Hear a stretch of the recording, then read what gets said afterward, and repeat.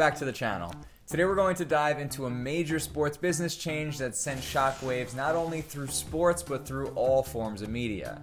ESPN, the worldwide sports leader, recently announced a series of massive layoffs. So join me as we explore who was laid off and why it means so much more than just a headline. Let me know your initial thoughts about this all in the comments, and let's get into it. First, let's take a look at the facts. These layoffs span across various departments, including on-air talent, production staff, behind-the-scenes personnel. It's a full overhaul sent directly from the parent company, Disney. Mickey Mouse sent orders to terminate around 7,000 jobs, but of course not everybody's on your TV every day and not everyone's covering sports. So ESPN letting go of over 20 commentators, announcers, analysts, executives, it's a significant deal. It changes everything you produce day in and day out. It changes the comfort and trust level that your fans and viewers have built over decades, and I mean, one wrong hiring or one right hiring can build or lose a lifelong fan. And I'm sure we've seen a lot of that over the past couple weeks. The layoff list is growing, but as of right now, some really notable names are like Jeff Van Gundy, Keyshawn Johnson, Max Kellerman,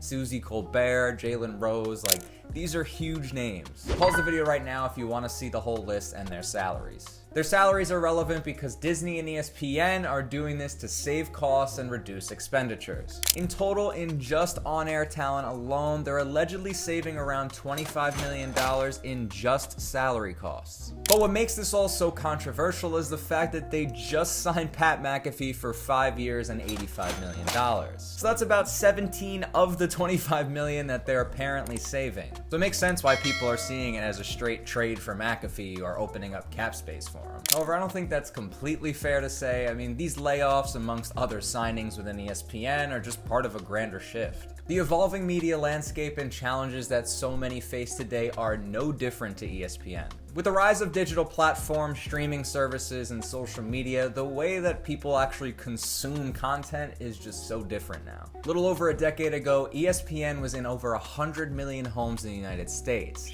Now in 2022-23, it was only 75 million. Besides live sports, people just aren't tuning in to linear TV anymore.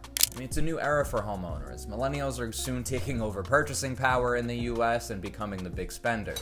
So ESPN's recent layoffs do make sense. So many networks and outlets are changing their process so that it aligns more with the evolving preferences and consumption habits of the audience like you. Plus, it's 2023. Everything's about optimization. Less is more. To me, this is a new era for ESPN. They have seen the model that Barstool Sports and Pat McAfee have used for so long now to build up a die-hard and disgustingly loyal fan base. I'm sure they took a look at their social media audiences, going from a younger Gen X to millennials and to Gen Z. A lot of those laid off just weren't a personality for that market. They work in a traditional market. That's why people like Stephen A. Smith remain at the top of ESPN and sports media. He adapts. Now let's be real, all of those people are immensely talented. They'll be hired immediately or for themselves go out and create their own indie podcast. Take ownership of their product, go by their rules where they can't get laid off. So genuinely, I think way more positives will come from this moment in sports media history. Plus, it's worth mentioning that ESPN is still a dominating force in sports media. Their brand recognition, extensive media rights agreements, and just the fact that they've been on for so long and built a loyal fan base gives them a strong foundation. I think there will be way more fans that join in the long term than leave in the short term. All of these changes are long-term plays that were absolutely necessary for ESPN to remain at the top as a sports worldwide leader. My last note, and it's a positive one, changes like this have really opened the door for innovation and independence in sports media. People like McAfee built massive audiences online, offering things that traditional sports media doesn't. Things like authenticity, unique and personal perspectives and experiences within his sport, interacting on Twitter, YouTube, in social media with the fans, that's a huge thing. They've built a massive audience within a niche that just craves uncut, unfiltered, and just real sports talk. So while these layoffs are undoubtedly challenging for everybody involved, they also serve as huge next steps for what's to come in the new era of sports media.